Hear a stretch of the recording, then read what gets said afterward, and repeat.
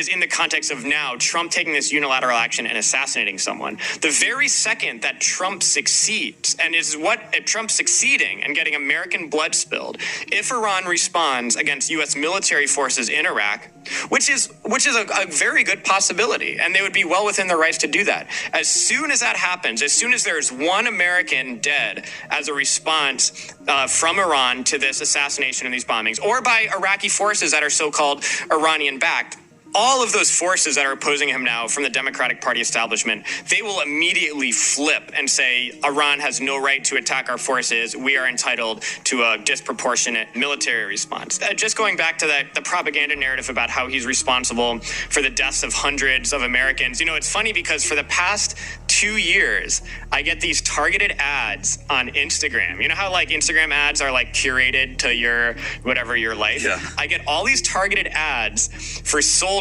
that say, were you affected by any IEDs in Iraq? And if you were, you can be part of this class action lawsuit to sue Iranian banks. Fuck? Yeah, exactly. I mean, I should. That is such as like a psyop. What the hell? Yeah. Like what? Right, exactly. Because there is a class action lawsuit against Iranian banks because they're trying to make this, Iran helped Iraq. And so anyone wounded in an IED, it's ultimately Iran's fault. Wow. So I think the evidence that Soleimani personally played a role in this, I've seen a lot of stuff out there debunking it, showing that there's no link. But I think that it's more important to talk about the fact that, like, even if there is a link, it doesn't matter. The United States was in Iraq illegally. It was illegal for the U.S. to occupy Iraq, and it was completely immoral for the U.S. to occupy Iraq. And when the Iraqi people were exercising their right, in fact, their right under international law to resist and shoot and blow up U.S. forces, that is their right under Geneva Convention of people who are occupied by a foreign army.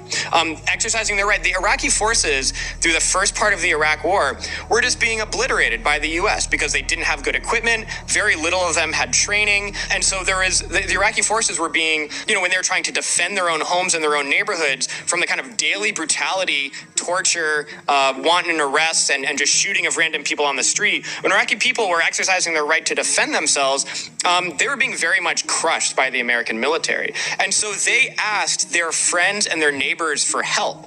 Iran, in some way, did assist the Iraqi resistance against U.S. occupations.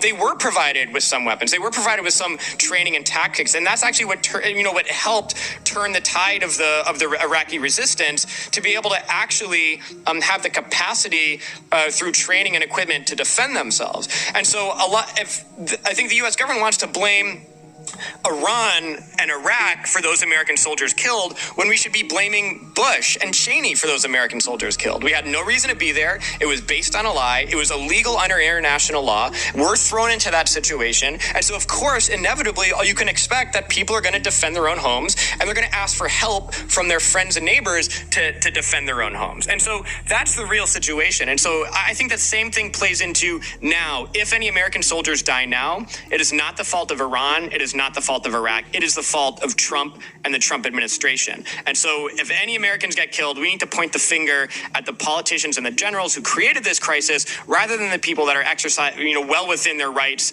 to retaliate and act in the